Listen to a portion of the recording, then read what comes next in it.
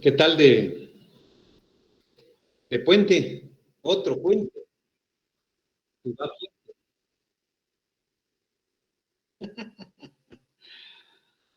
Envidiándolo.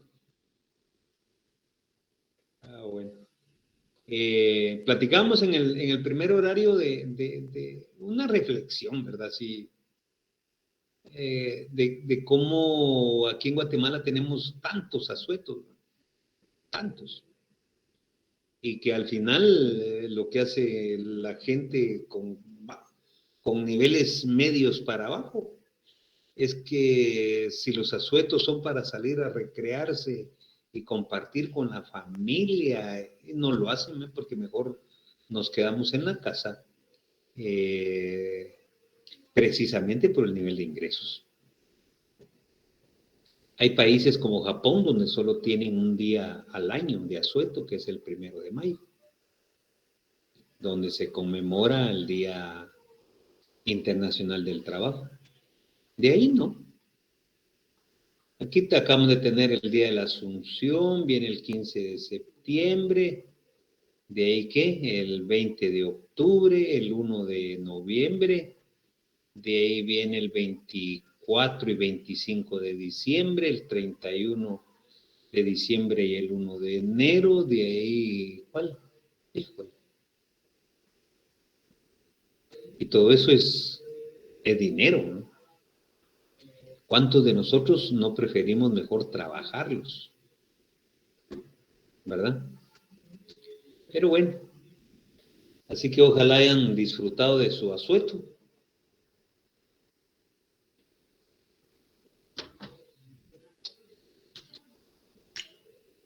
¿Lograron examinarse ayer?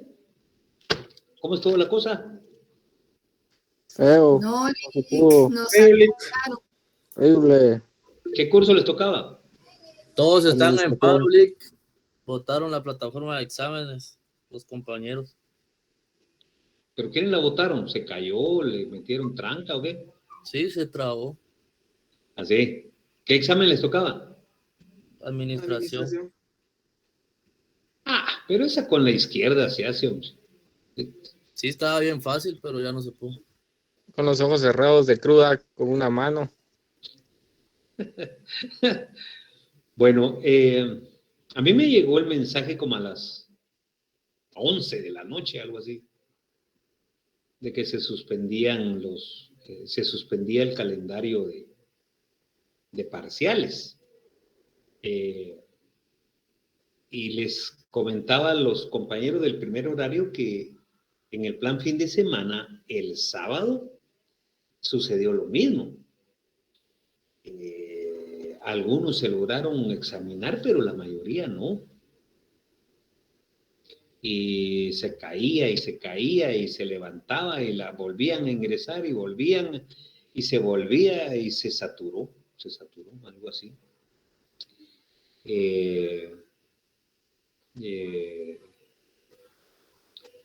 Las autoridades argumentan que fue un ataque cibernético, ¿verdad? Pero lo que hay que hacer es seguir estudiando, ¿verdad? Y recuérdense que la adquisición de conocimiento no necesita de medición, ¿ya? Pueden mejorar su ortografía leyendo, pueden mejorar su nivel de conversación leyendo, pueden mejorar su léxico leyendo, pueden mejorar su nivel de comprensión de lectura leyendo. Y incluso de los mismos textos de los que van a ser examinados, solo que no hay examen, solo que no hay evaluación, pues. ¿A alguien le pasó algo en particular? ¿Entró y se cayó y volvió a entrar y se volvió a caer? ¿O cómo fue? Cuénteme, hombre. Es que a mí me pasó que de primero sí dejaba entrar y llenamos los datos. Yo me quedé que en la segunda serie, creo yo. O sea, lo sacaba y lo volvíamos a entrar. Nos sacaban, la volvíamos a cargar y estaba bien lenta la página. Y hubo un momento donde sí, una vez se quedó trabado, nos sacó de la página y ya no pudimos entrar. Ya no cargaba la página, siempre tiraba error. En la pantalla, o sea, vuelven a cargar y sale alguna pantalla que indique error de la plataforma. 502. Ajá, error 502, no sé qué más decía. ¿Alguien sabe de eso? ¿Qué es un error 502?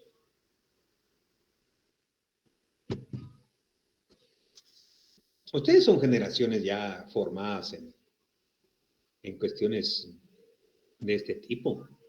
En mis tiempos les contaba yo que las personas del área de producción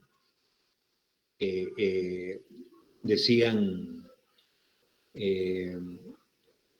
que aguantad, le decía una señora a otra, aguantad los de cómputo, que las máquinas les entró un virus. Ja, ja, ja, ja, decían. Aguanta que las máquinas se enferman. Son babosadas, eso lo que no quieren es trabajar. Así decían. Otra señora que se llamaba doña Estercita decía, esos de cómputo tan fácil que se ganan el dinero, solo viendo tele se mantienen. Y así, ¿verdad? O sea, el nivel de conocimiento que uno tenga, entonces da para el nivel de opinión que uno tiene. Ustedes son generaciones ya más preparadas en esto. Se saturó el sistema. En la transición de cada pregunta era que ocurría el error. En la transición. ¿Creen ustedes que fue un problema de soft? ¿Fue un problema de hardware? ¿Un problema de qué? Yo les comentaba a los del primer horario.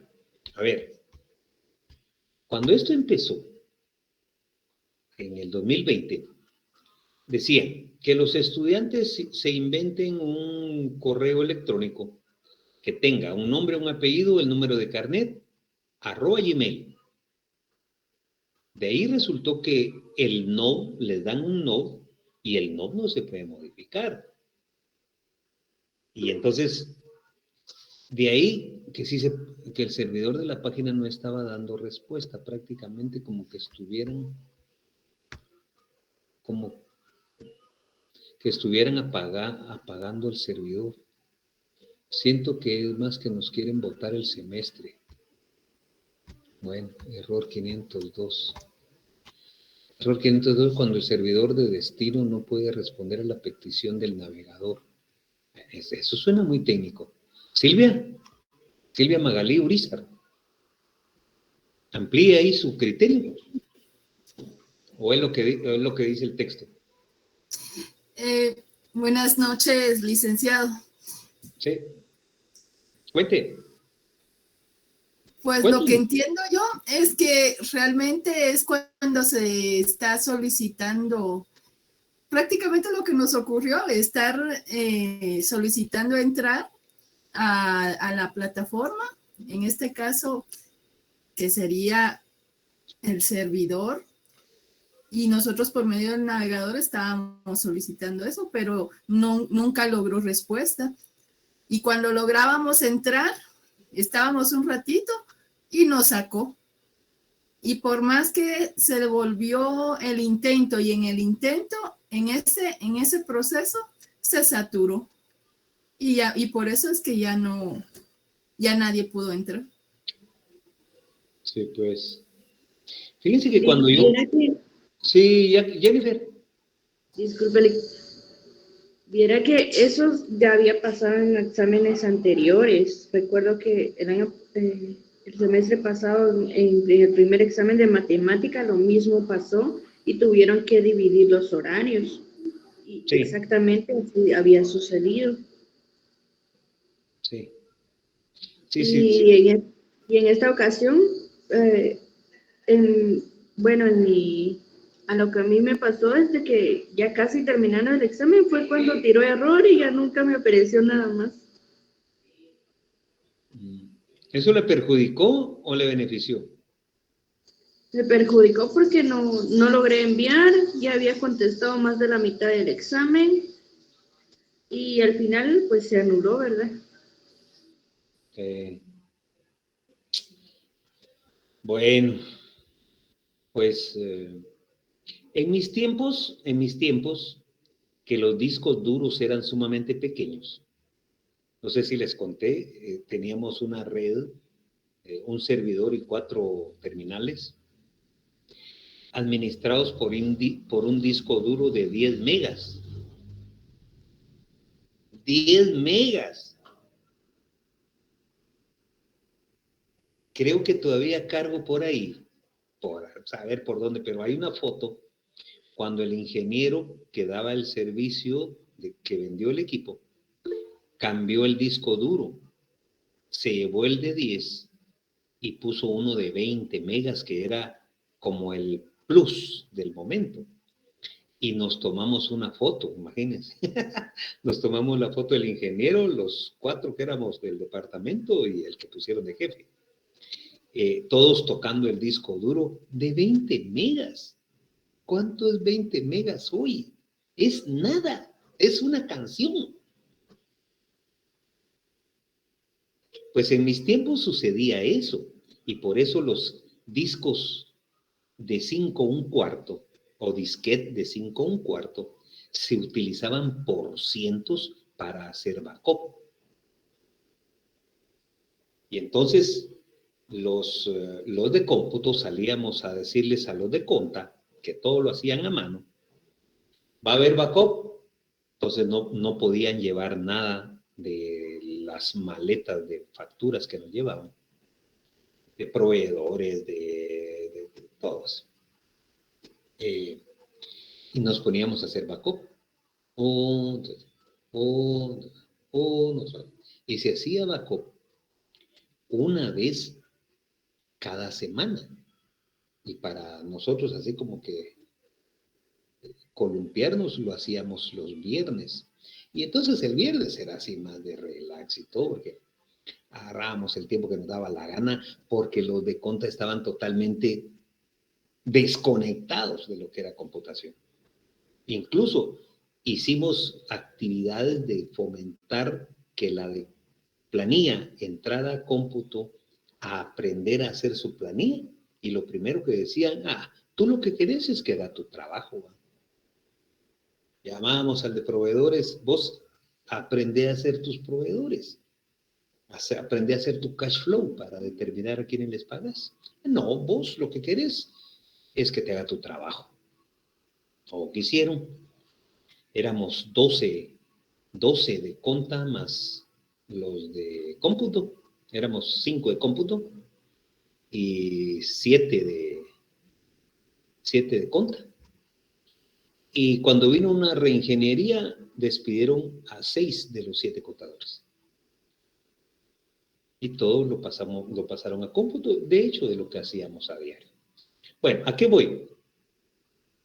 A que aquel tema hacíamos backup para prever lo que se venía, que eran los llamados virus.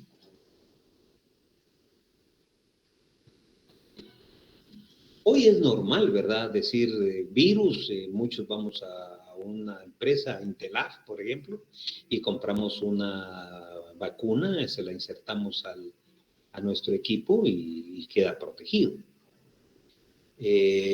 ¿No habrá sido un virus? ¿Qué opinan? ¿Alguien que se... Lo que pasa es que ese error da cuando...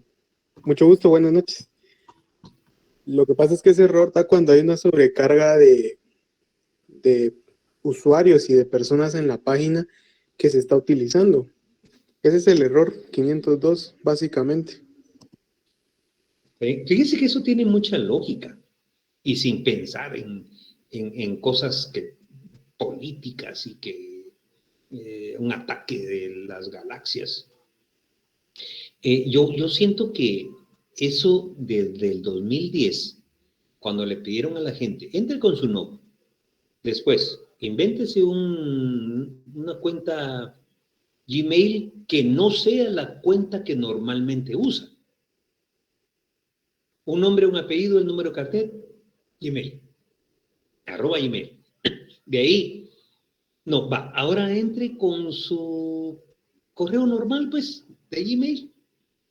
Y entonces yo creo, sin tener dominio sobre esos temas, pero creo que la saturación va por ahí, de que cada uno de ustedes, por ejemplo, ha de tener un historial de 3 o de 4 cuentas distintas.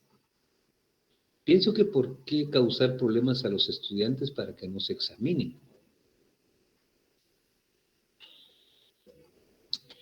No sé, no sé. Es difícil ponernos a pensar que el origen de todo esto sea el fraude. Pero que quizá ese es el camino que se le quiere dar.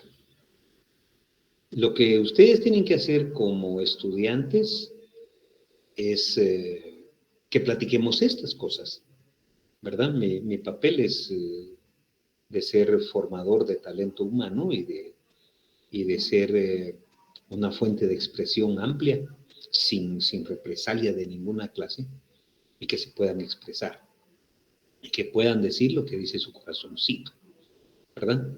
Y que busquen fuentes de información fidedignas, y que basados en la información veraz que tengan, tomen las decisiones que ustedes consideren necesarias. El punto es querer sacar al rector por el fraude. Pues es que pareciera que todo redunda ahí, ¿va? Eso es lo que quieren hacer. Pienso que por qué causar problemas a los estudiantes para que nos examinen. No es una forma de resolver el problema específico con el señor rector. No tiene sentido. Por supuesto que no tiene sentido.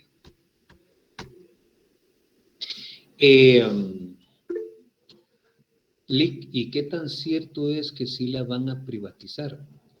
Miren, hay muchas formas en que la misma universidad o ¿cómo decirles? En que la universidad se ha ido privatizando. En mis tiempos, habían cuatro exámenes de retrasada en el mismo semestre para el curso que perdí. 4. Ahora hay solo 2. En mis tiempos, costaba 2 quetzales una retrasada. ¿Cuánto cuesta hoy? ¿Alguien sabe? 5. 5 quetzales, Lick. 5. Sí, licenciado. 6. 5 o 6, bueno. Total ya no cuesta 2. Dividan 6 partido 2 por 100 y será el porcentaje 10. Yo siento que es 10. Es 10. ¿Cuánto es 10 de 5? Perdón, ¿cuánto es 10 de 2? Es 5 veces.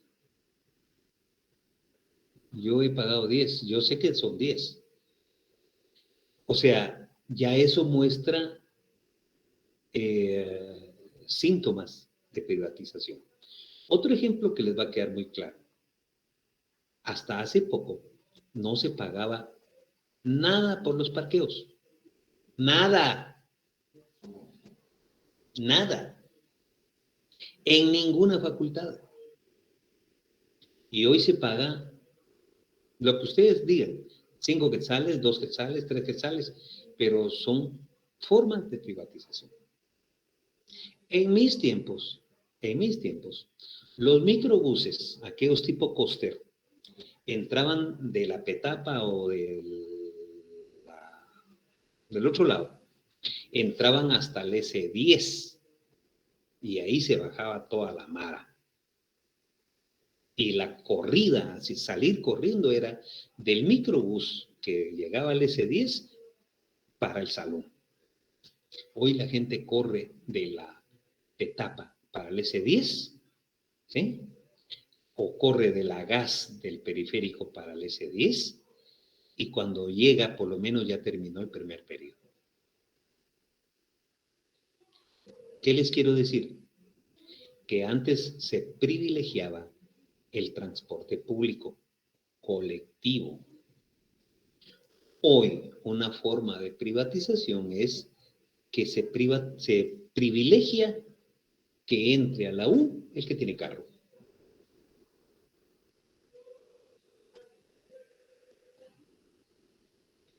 ¿Qué otra forma? Esos son ejemplos. Si quieren les hago una lista. Pero no es cierto que la quieran privatizar.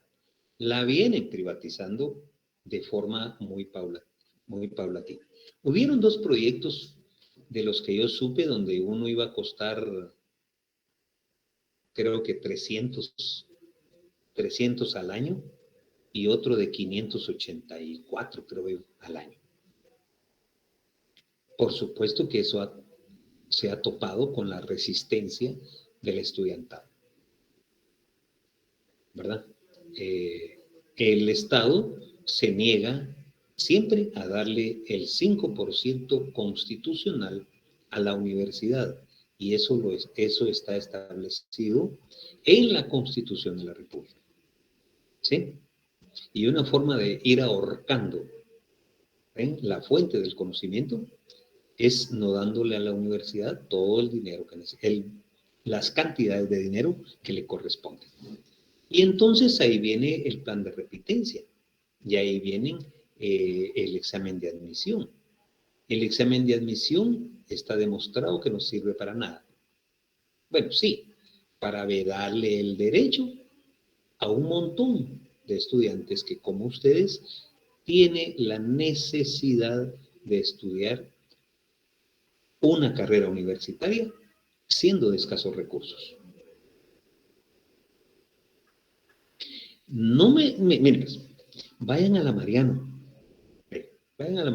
cualquier día, cualquier hora, y busquen los bordillos, ¿verdad? Donde se estacionan los carros y está el bordillo ese.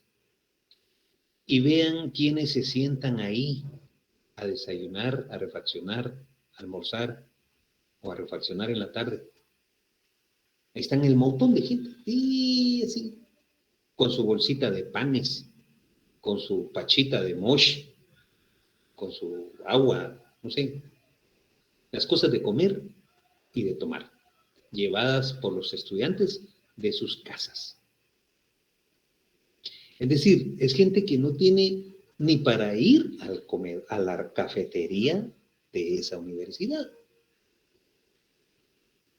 Y que está haciendo seguramente un gran esfuerzo para que los padres o él trabajando cubra sus mensualidades. Entonces, la opción que le queda a mucha gente es irse a las universidades privadas, donde es más susceptible que renuncien a la carrera por falta de recursos económicos. Y ahí viene entonces el choque de calor y frío, ¿verdad? Habiendo una universidad pública para gente de escasos recursos, se le veda el ingreso. ¿Ustedes fueron los mejores en el año que entraron? Perdonen, no. ¿De los 30,000 fueron los 3,000 que escogieron? Sí. Es un distinto. Entonces, estemos atentos a qué sigue, pero en el fondo, filosóficamente hablando, no esperen un calendario de exámenes para seguirse formando. Lean y mejoren su cultura, mejoren sus habilidades y capacidades leyendo. Es un conocimiento ya dado, no es un conocimiento que se estén inventando. No esperen el calendario, síganse formando, así está la situación. En el 2010 pasó 2 meses la universidad cerrada y no estábamos en la modalidad virtual. Pero estudiantes y profesores nos dimos a la tarea de ponernos de acuerdo, elaboramos planes de trabajo de emergencia, los sacamos adelante y los estudiantes salieron adelante.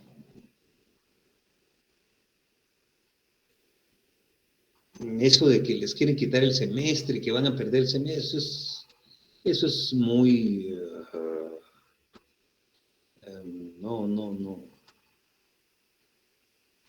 no debe de ser así. Pero bueno, ¿alguna última opinión? Tristemente la mayoría de estudiantes van a reaccionar cuando sea demasiado tarde. Eso pasó en el 2005, cuando no se dieron cuenta qué significaba el plan de repitencia y no se dieron cuenta qué significaba el examen de admisión. Cuando empezó a funcionar y un montón de estudiantes empezaron a ser expulsados, entonces quisieron reaccionar tarde. Recuérdense que 3 veces pierden un curso y salen expulsados de la facultad, no de la universidad. Pero Sí. entonces, ¿manda? ¿Sí, Silvia? Solo quiero comentar algo que ¿Cómo? estaba pensando así nada más. Que es triste realmente que estudiantes que cursaron todo lo del área común en la San Carlos, en la universidad, y se recibieron toda la concientización de los cursos, se gradúan y llegan a puestos donde pueden hacer algo por el pueblo y es todo lo contrario. Realmente piensa uno, ¿para qué tanto? ¿Qué hicieron? Que todos esos conocimientos, todo eso que se les enseñó en esa área y a la hora que tienen que ponerlo a prueba, no lo hacen. Cierto.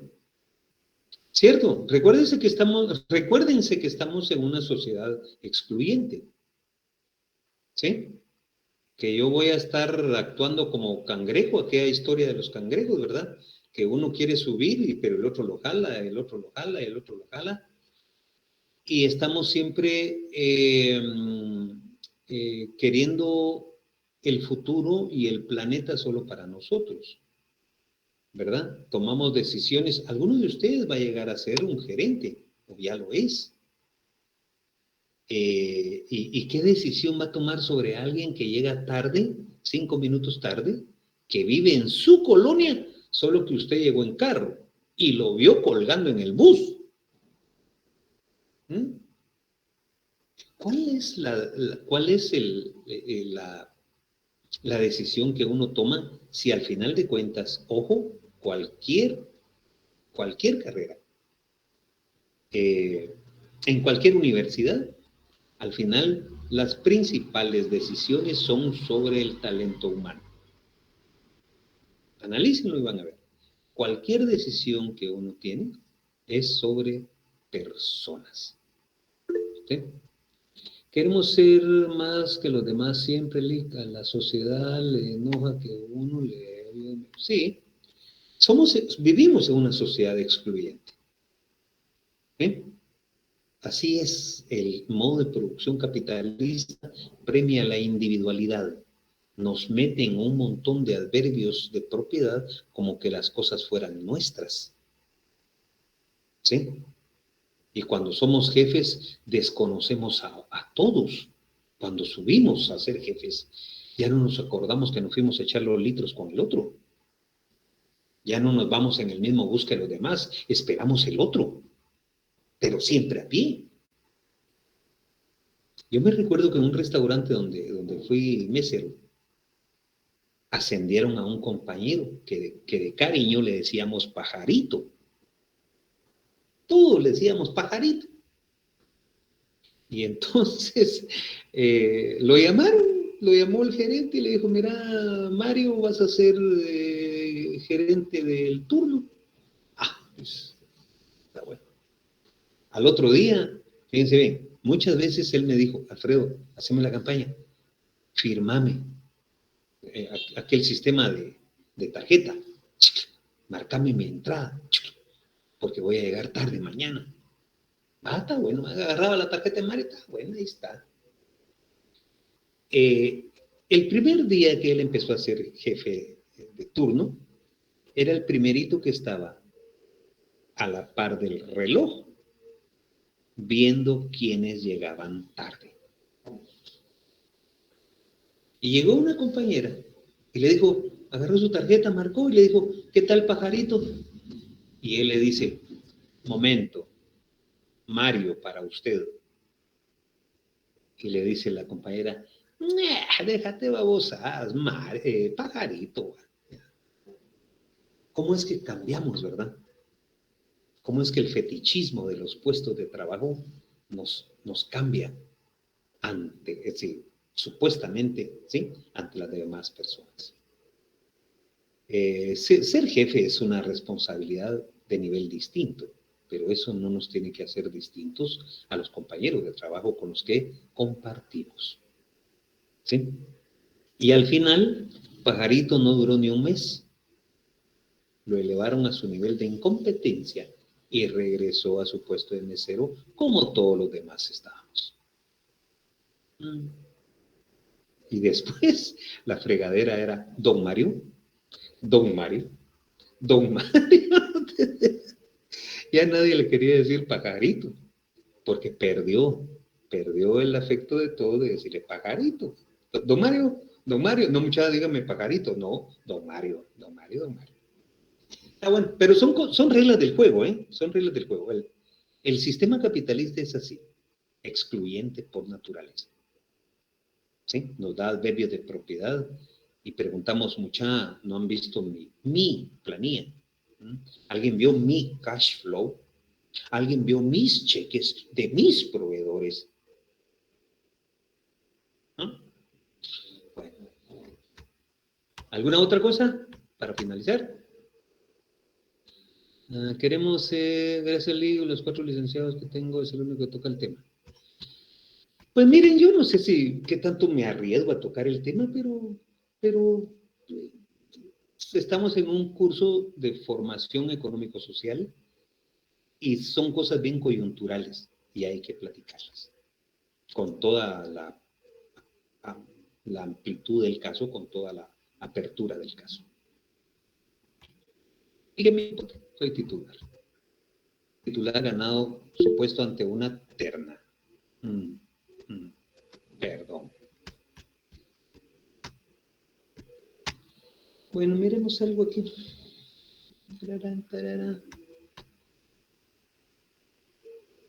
Creo que ya lo monté, ¿o no?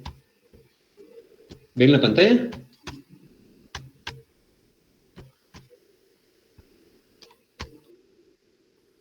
Ay, hola.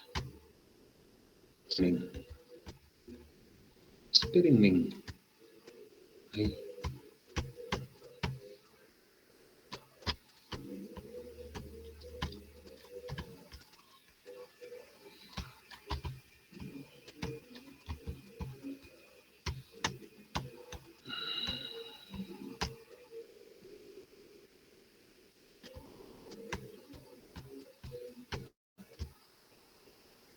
Bueno, vamos a entrar a la unidad 2.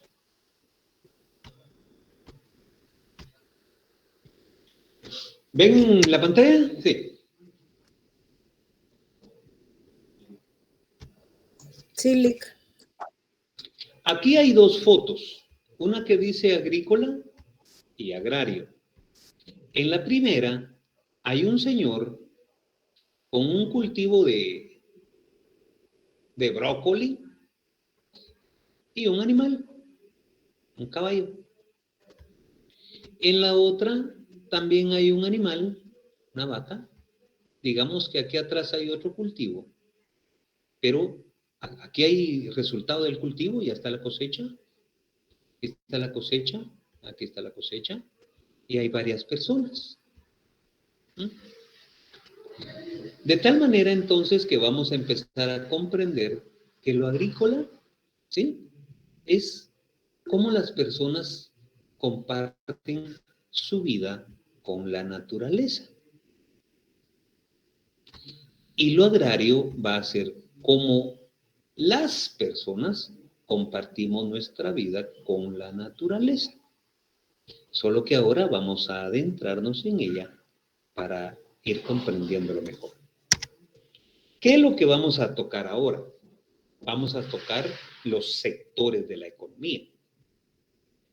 ¿Cuál es el que vamos a tocar en primer lugar? El sector primario. El de la agricultura. Este lo tomé rápido ahorita, hoy no, los datos no son así. Pero gráficamente la economía se compone de 3 sectores. Todo aquel país que quiera participar estadísticamente compartiendo sus datos con el resto del mundo, estructura sus cuentas nacionales en 3 sectores. El sector primario es el número 1. El sector secundario, el sector primario es la agricultura, el sector secundario es la industria y el sector terciario son los servicios. De tal manera que Guatemala tiene una composición similar a esto, dividido en 3, solo que las proporciones son distintas. ¿Sí? La idea es, el total de la economía de Guatemala, de un país como Guatemala, es dividido en 3 sectores: sector primario, sector secundario y sector terciario. Vamos a ver un cuadro que tengo aquí, que ya nos da los datos. Aquí hay 4 años, del 2015 al 2018, ¿sí? Aquí subrayado en amarillo está el sector primario, el sector secundario y el sector terciario. Del total de la producción, en el 2015, la agricultura participó con 13.5, 13.5, 13.5 y 13.4. ¿Qué subcuentas tiene el sector agricultura? La agricultura propiamente dicha, la ganadería, la caza, la pesca. El sector secundario de la industria participó en estos años con el 24.1, 24.2, 24 y 23.9. ¿Qué subcuentas integran la industria? La explotación de minas y canteras, las industrias manufactureras a través del decreto 2989, la electricidad y captación de agua. El sector terciario, los servicios, participó con 61.2, 61.2, 61.5, 61.8, 62.2. ¿Cuáles son las subcuentas del sector servicios? Construcción, comercio al por mayor, transporte y almacenes, intermediación financiera, alquileres de vivienda, servicios privados, administración pública y defensa. Si sumamos 13.5 más 24.1 más 61.2 da 100. Si sumamos 13.5 más 24.2 más 61.5 da 100. Lo mismo para los otros. ¿Ya? Va. Por ejemplo, ¿cuál de los 3 sectores produce más en Guatemala? Los servicios. ¿Qué quiere decir eso? Que si regresáramos a este país, es más o menos esto. Aquí sería 13, aquí 24 y aquí 62. Como tenemos más servicios que otra cosa, se dice entonces que la globalización de la que hablamos el otro día está provocando que nuestra economía se terciarice cada vez más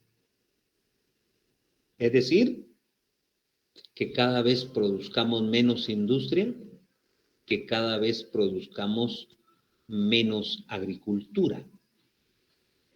¿Sí? Que solo nos están quedando actividades de repartir, de ir a dejar, de llamar, de hacer papeles de trabajo de lo que ya pasó.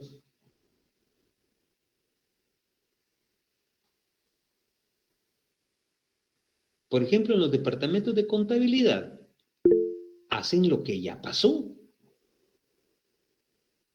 Y va de tabular las facturas de las materias primas que hasta ya se usaron, que entraron en su momento a la bodega, que se almacenaron en lo frío, que habían despachos pendientes y se fueron los despachos y que ya se usaron, ya se consumieron. Y todavía están entrando al sistema de cuentas por pagar para emitirle un cheque al proveedor, por ejemplo. Eso es servicios. Y entonces, si vemos aquí en el área de servicios, es solo cosas generales. ¿Cuáles son las cuentas que tienen más porcentaje? Comercio. Comercio. En Guatemala hay mucho comercio. Recuérdense que el comercio viene de la tercera gran división social del trabajo, cuando los mercaderes demostraron que se puede comprar a 5 y vender a 10. Y que entre 5 y 10 hay un montón de dinero de por medio. Demostraron que se puede hacer dinero con el dinero. Por eso entramos a internet y ponemos venta de casas. Me salen 50,000 casas que están en venta. Pongo espejos y me salen 1,000 espejos que están en venta. Pongo amueblados de comedor y me salen 500 amueblados de comedores que hay. Y todos, ¿cuál es el criterio general? Comprarlo a 5 y venderlo a 10. Y el mejor ejemplo que hemos puesto varias veces es las tiendas de abarrotes de nuestras colonias. ¿Cuál es el otro? Transporte. En Guatemala podemos ver cómo las calles están tan destruidas, ¿sí? Precisamente por la gran cantidad de actividad económica en transporte pesado, en tráiler. En Guatemala todavía se traslada el combustible en pipas, le llamamos, ¿sí? Hay países donde los carros, este tipo de vehículos ni llegan a las ciudades porque no existe ese sistema de distribución. Existe un sistema de ¿cómo se le llama? De ductos, ¿sí? Están enterradas las tuberías, ¿sí? Y desde la refinería se vacían los combustibles y llegan a los centros de consumo. No, aquí en Guatemala no. Es más fácil ponernos a destruir las carreteras. Por eso es que las carreteras a cada rato las tienen que estar reconstruyendo. Estaba viendo yo hoy una entrevista que le hacían a un ministro y le preguntaron, mire, ¿y qué pasó con los puentes Bailey que iban a poner en el gran hoyo de Villanueva? Fíjese que como se encontró otra solución, entonces los puentes ahí ya no se van a poner. Y le pregunta al entrevistador de Emisoras Unidas, pero los puentes se compraron, según tal. Sí, se compraron. Pero, ¿y entonces qué van a hacer con los puentes? Pues fíjese, señor periodista, que estamos buscando dónde hace falta poner puentes o estamos viendo si algún puente se va a caer a la gran. ¡Qué barbaridad! Y si no lo buscan, ¿no? Tengo un amigo que es ingeniero civil y me dice, fíjate vos, me dice que lo curioso es que se cae el puente A y vuelven a hacer una licitación para construir el puente, no solo ahí mismo, sino en el mismo ángulo, para que se vuelva a caer años después. Me dice, tan fácil que es, va pues construirlo donde mismo, pero en ángulo distinto. Los ingenieros saben muy bien dónde golpea ¿cómo se le llama? La corriente, ¿cómo se le llama? El cauce, donde el cauce golpea más a una columna. Y entonces sencillamente cambiarle el ángulo. Pero no, ¿verdad? En Guatemala se construye otra vez un puente en el mismo lugar, con el mismo ángulo. Pero bueno, ejemplo. Comunicaciones, miren cómo ha crecido la telefonía en Guatemala. No sé si lo sabían, pero ahora un ingrediente más de la canasta básica, no de alimentos, ¿verdad?, sino de la canasta ampliada, que incluye los otros servicios, ya incluye servicio de celular. Es tan importante la comunicación, ¿sí?, que somos capaces de olvidar el lunch, pero que no se nos olvide el celular.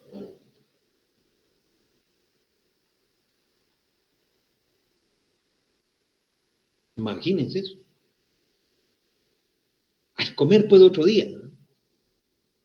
Comer puedo ver qué como por allá, pero que no se me olvide el celular. Pero bueno. Y servicios privados. Los servicios privados, aquí hablamos de todo tipo, profesiones médicas, auditorías, abogacías,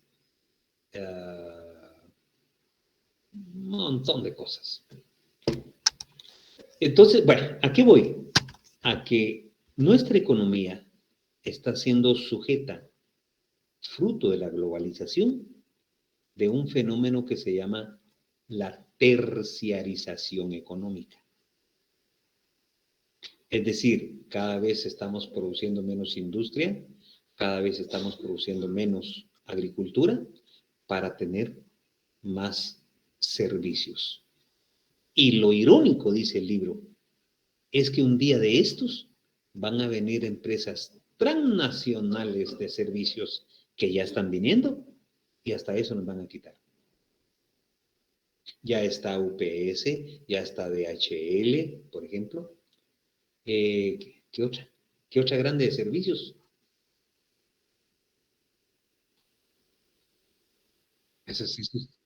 ¿Cuál? Oh, Forza, muy bien, cierto. ¿Cierto? Yo todavía vi cómo llegaba el cartero a mi casa. ¿Ya? Antes los buzones eran de la familia, decía. Ahora los buzones son individuales a través del Internet.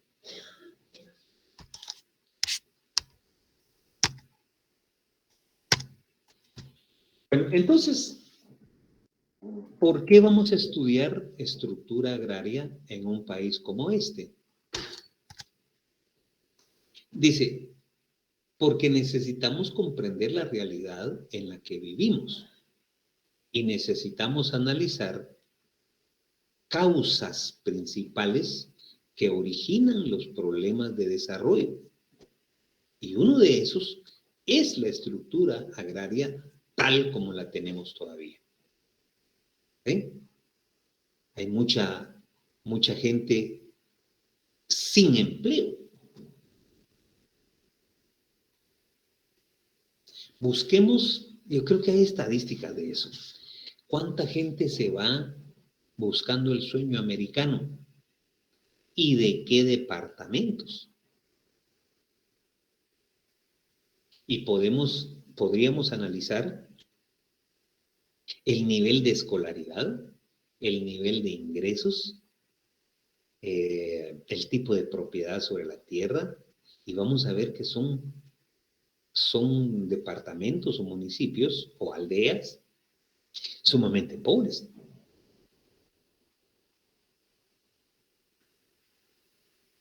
Y resulta entonces que en esta estructura agraria de la que estamos hablando, son constantemente expulsados. No porque no los quieran ahí, sí, en el nombre del amor de la madre y del padre. Es que económicamente ya no caben. O se le da de comer a uno o se le da estudio al otro.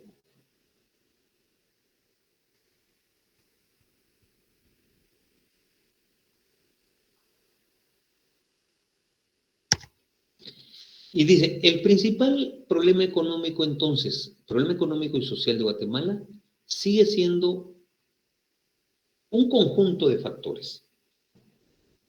Uno, la tenencia de la tierra. Es decir, bajo qué condiciones yo tengo la tierra en la que estoy produciendo. ¿Me la prestaron? ¿Es mi pariente y me la prestó para sembrar tomate? ¿La alquilo? O sea, ¿la rento? ¿Es propia?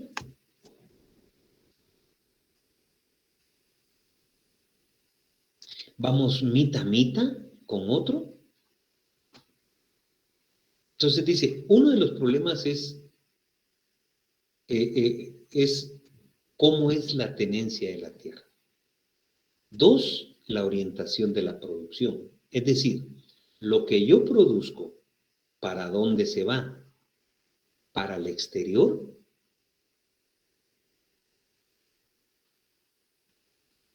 Lo que le vamos a llamar el modelo de agroexportación, o para el consumo interno. Si produzco café, ¿para dónde se va? ¿Se queda o se va? Si produzco frijol, ¿para dónde se va? ¿Se queda o se va? Y tres, dice la acumulación en el agro. La acumulación de capital. Eso es bueno aclararlo aquí. La acumulación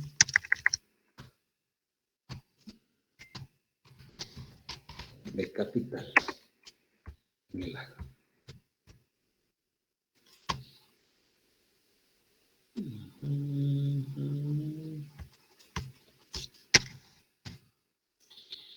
La acumulación de capital en el agro, es decir, he logrado, fruto de mis procesos de trabajo, hacerme de un tractor, hacerme de un conjunto de herramientas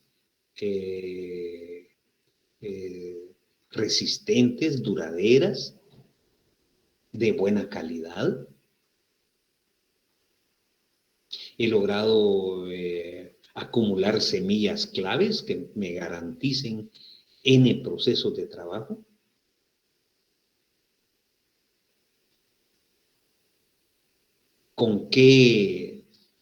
¿Cómo hice mi proceso de trabajo? ¿Con un tractor o a pie? Eso es lo que quiere decir ahí. Y ahora entonces ya podemos entrar a explicar lo agrícola ya con más detalle. Dice, lo agrícola es todo aquello relacionado con la agricultura. Es cualquier actividad productiva que consiste en utilizar la tierra como medio para el cultivo de organismos vivos, los cuales pueden ser animales o vegetales, para la satisfacción de las necesidades materiales de la población.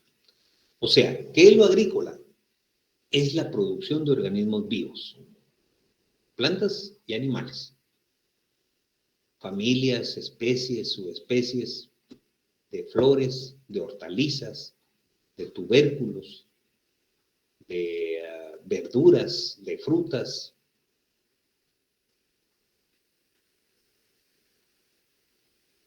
Y del otro lado, la producción de animales.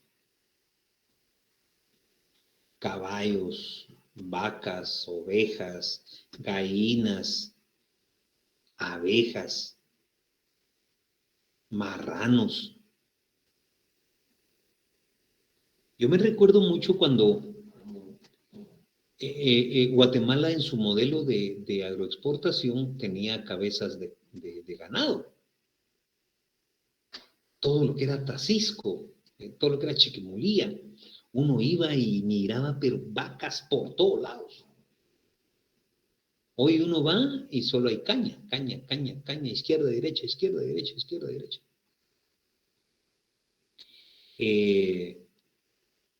Guatemala dejó de exportar cabezas de ganado y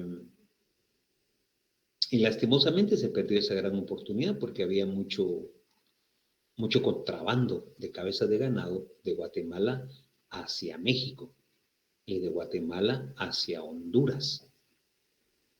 ¿Ya? Bueno, plantas y animales.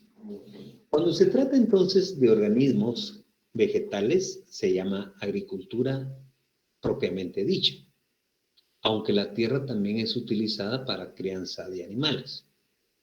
Le vamos a llamar ganadería al caso de especies mayores. Le vamos a llamar pastoreo al caso de especies pequeñas. Le vamos a llamar avicultura al caso de la crianza de aves. Y le vamos a llamar apicultura en el caso de las abejas. Y pueden haber muchas más, ¿verdad? Y esto tiene una connotación tecnológica.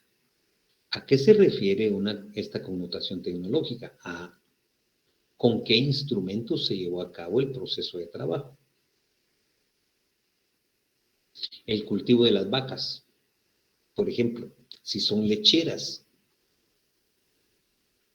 hay formas de extraerle la leche de las vacas de sus ubres con la mano, pero hay formas ya mecanizadas, automatizadas, donde le colocan una especie de vacinica en la ubre a la vaca y le extrae la leche de los 8 unidades a la vez. Y lo que nos tardamos 2 horas en extraerle 1 litro, el otro se tarda 5 litros en 5 minutos. Entonces hay más productividad cuando aplicamos la noción, la connotación tecnológica. ¿En qué otro ejemplo podemos ver esto?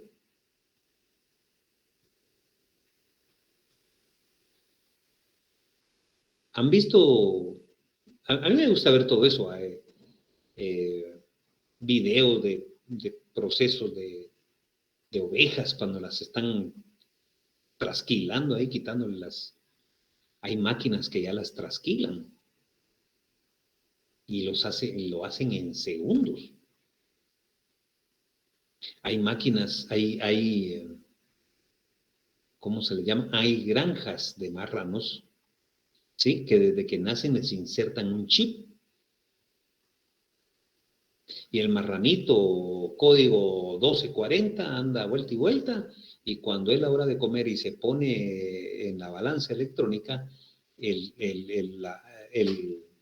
servidor, ojalá no falle, el servidor toma el dato del chip del 1240 y le toma el peso, le toma la grasa corporal, va midiendo entonces la relación grasa, ¿cómo le llaman? Grasa y músculo, hasta determinado momento en que se considera que está listo para la matanza. Imagínense eso. No comen cualquier cosa. Los marranos que no tienen, que son cultivados sin connotación tecnológica, comen de lo que sea.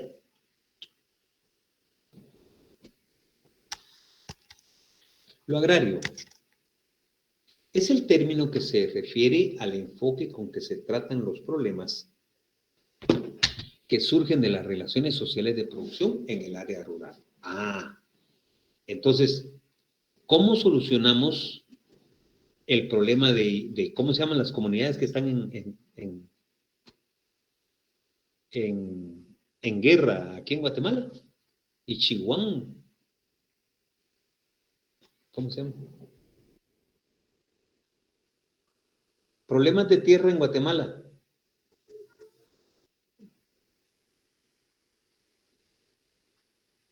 ¿Cómo se puede hacer?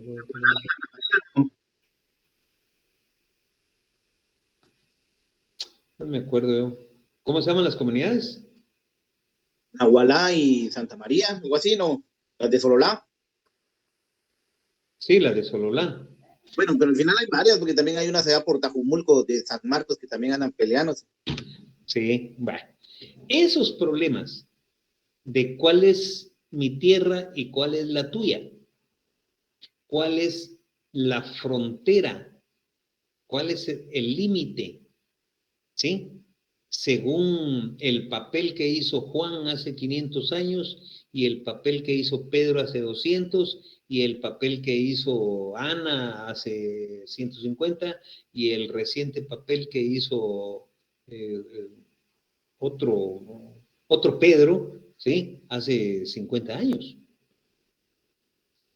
Los problemas que viven las comunidades, ¿sí? Cuando ponen de por medio la tierra. Eso es lo agrario.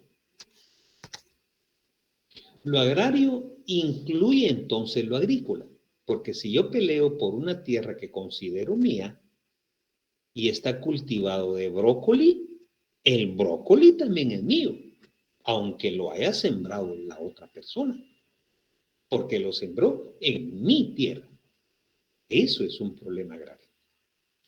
Abarca aspectos tecnológicos, pues los problemas del campo se relacionan con el desarrollo alcanzado en las fuerzas productivas. Por supuesto, ¿verdad? Que alguien que cultive maíz y haga el proceso con un tractor va a tener un nivel de productividad mayor que el que lo hace a pie, cultivando extensiones iguales. Recordémonos que las fuerzas productivas y las relaciones de producción son las dos categorías que componen el modo de producción. ¿Sí? Las fuerzas productivas van a ser el grado de dominio que el hombre ha tenido sobre la naturaleza a través del tiempo y las relaciones de producción que son técnicas y son sociales. Técnicas cuando yo actúo sobre la tierra, ¿sí? Y hago una zanja. Sociales cuando ustedes llegan a ayudarme y hacemos la zanja más rápido, la hacemos en menor tiempo, tenemos la oportunidad de platicar, ¿sí? Entonces, las mismas relaciones técnicas adquieren una connotación distinta, más elevada, que se llaman relaciones sociales de producción. El concepto de lo agrario es social, entonces, ¿sí? El problema no es cómo es la tierra, si es árida o si es fértil, si es ondulada o si es plana. El problema es la propiedad sobre ella. Aquí hay unos ejemplos. Hablar de monocultivo o de agricultura de ladera es referirse a problemas agrícolas. Es decir, si la tierra es plana, si la tierra tiene mucha inclinación, si la tierra es árida, como lo que llamamos el corredor seco aquí en Guatemala,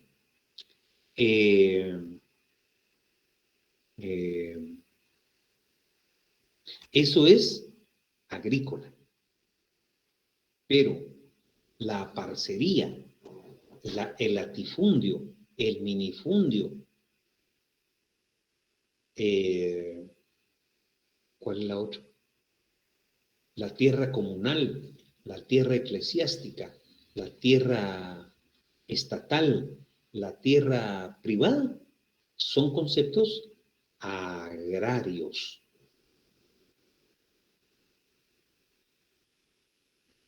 ¿Dudas entre lo agrícola y lo agrario? ¿No? Va pues.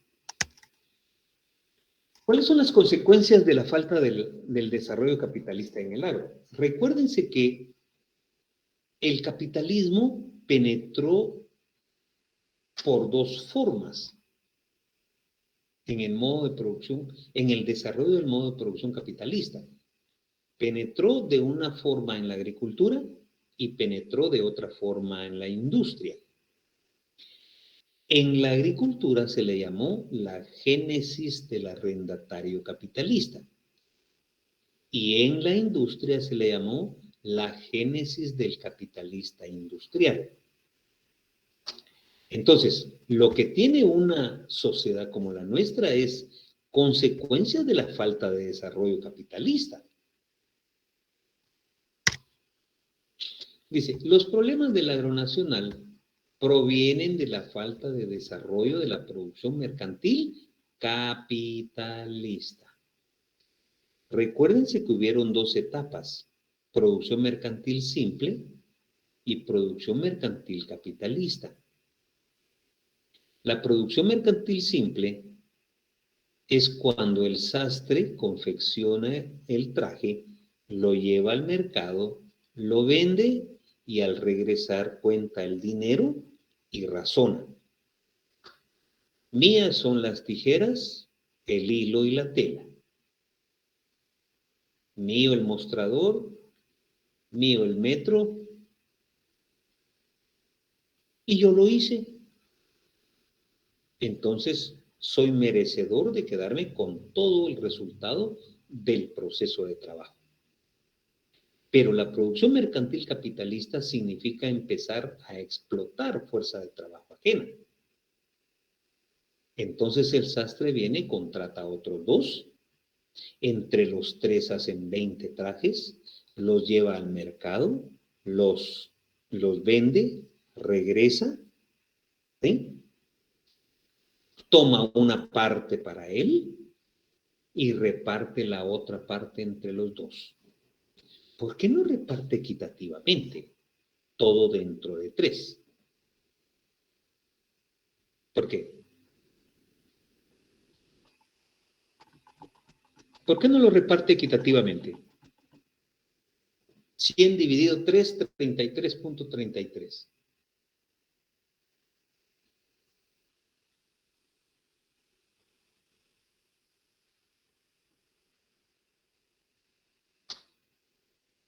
Porque es de lo ¿Por qué?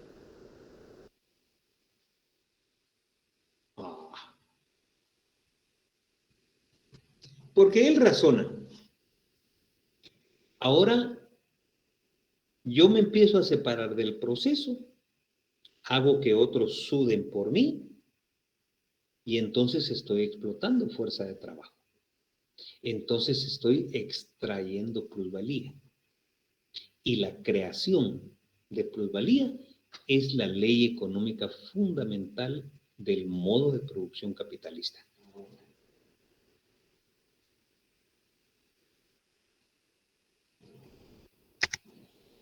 Las relaciones de producción capitalista en la agricultura entonces se desarrollan, como es natural, de forma desigual. En Guatemala, las relaciones de producción en la agricultura son desiguales. ¿Por qué? Porque unos produjeron con tractor y otros a pie. Porque unos tienen tecnología de punta y otros no la tienen. Porque unos tienen fuerza de trabajo altamente calificada y otros no la tienen. En la agricultura, por ejemplo, en el área rural hay gente especializada, hay técnicos especializados en realizar inseminaciones artificiales. Preparan al toro y preparan a la vaca, solo que no los unen, pero viene uno de ellos y toma el semen del toro en su mano y lo coloca dentro de la vaca.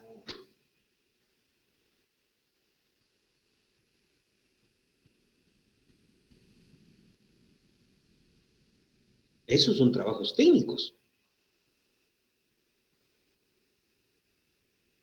Hay gente que distingue bien una enfermedad de una planta determinada, ¿no? Es que fue al INTECAP y ta. Eso provoca más, eso hace que sean más productivos. Entonces, unos producen, y a la hora de llevar las cosas a la terminal, decíamos en el primer horario, vayan a las 3 o 4 de la mañana a la terminal y vean cómo las cosas se venden, ¿sí? La gente que apenas tiene, logró producir 50 quintales de papa, las lleva a la terminal, o sea, el pedacito de tierra de él la produjo, él la transporta, él la vende y la resulta rematando por cualquier cantidad de dinero, con tal de regresarse rápido a su tierra y empezar de nuevo otro proceso productivo.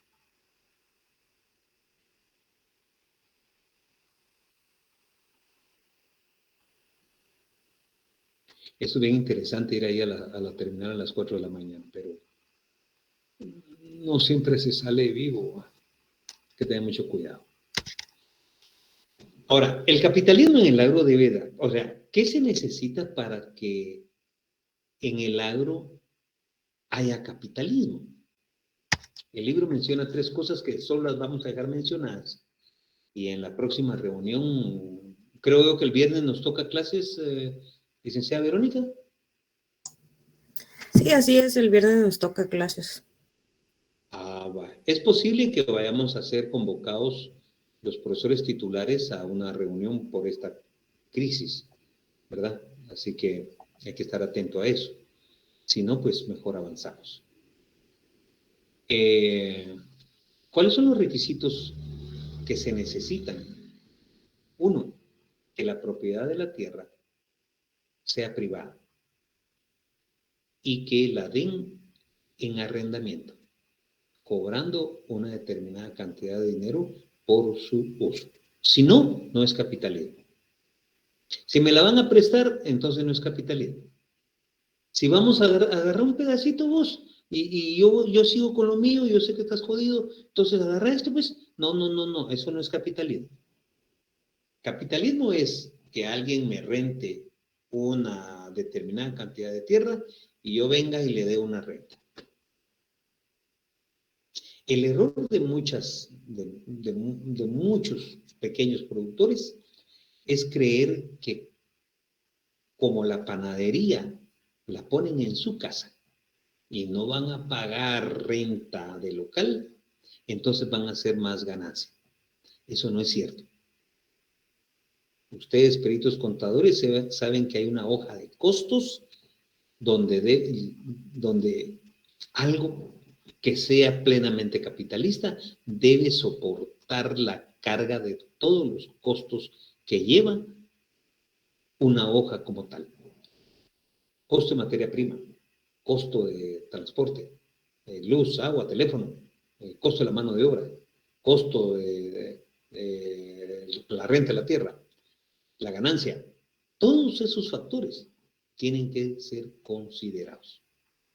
Y por eso es que aquellas panaderías populares de nuestras colonias nunca crecieron. Siguen repartiendo con el mismo vehículo que nunca ha sido pintado. El más grande reparte en la panelita, el más pequeño reparte en la bicicleta, la patoja es la que despacha, atiende el mostrador, y la esposa es la manager, que es la que cobra. Y cuando le preguntan al señor Mary por qué no le paga a sus hijos, es que les estoy enseñando un trabajo para el mañana. ¡Mentira! Está explotando a sus propios hijos. Eso no es cierto. Por eso es que no prosperan. 2, que la producción de lo que se haga en ese proceso de trabajo sean mercancías agrícolas. No producir rábano para ponerlo en la mesa y comérselo. No producir tomates para llevarle una bolsa a cada cuate con el que me echo los tragos. No, no, no, no, no. Vean cómo es Walmart. Uno agarra una lechuga o una penca de bananos y no se los venden a uno por unidad. Los pesan. Y las pesas son electrónicas capaces de pesar hasta décimas de onza. Es decir, que parten de 2.8 gramos.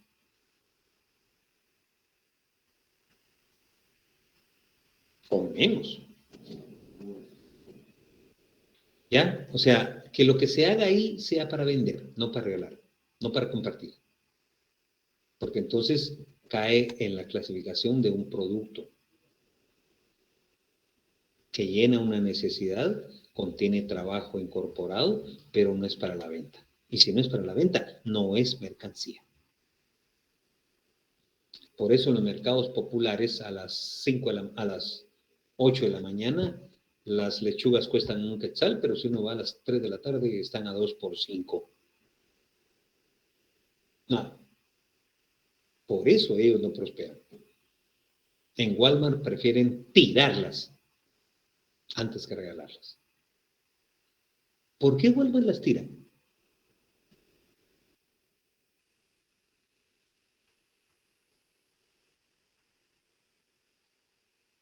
¿Por qué Walmart tira las cosas antes que regalarlas? Levante, opinen. Lo que yo sabía, Lick, era que muchos antes les daban, pero lo revendían, entonces le quitaban ahí un poco de ganancia a Walmart.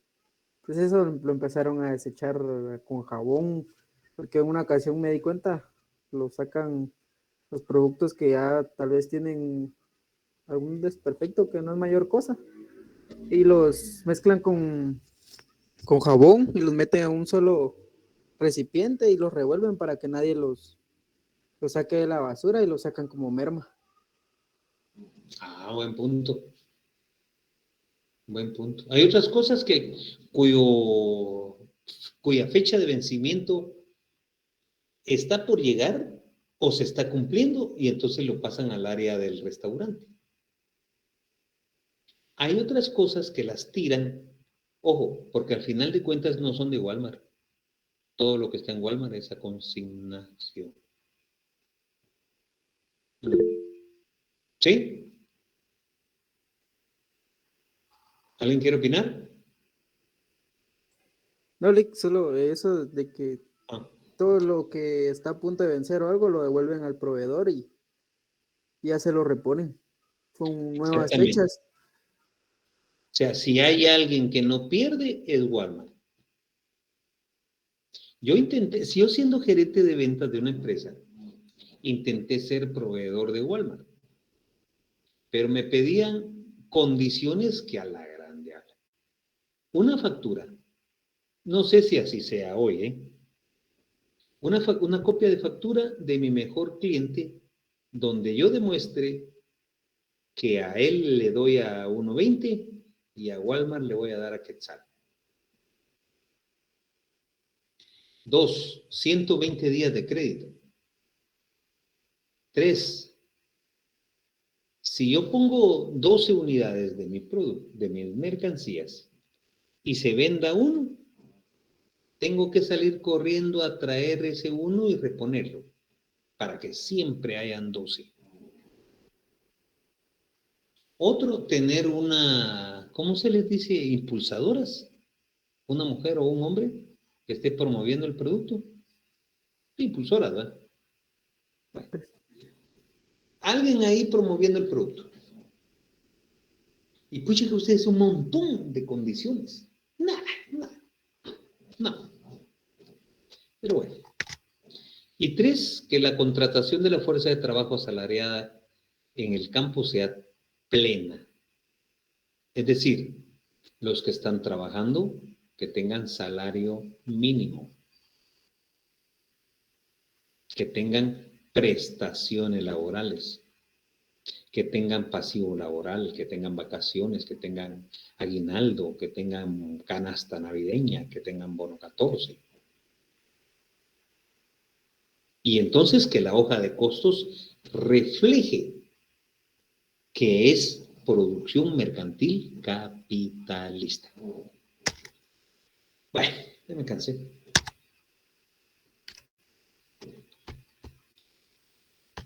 ¿Dudas? A la grande ahora son las 8:30. ¿Cómo no me avisan, hombre?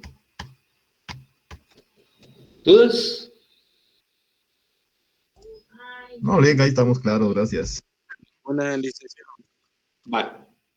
Estamos entonces. Feliz noche.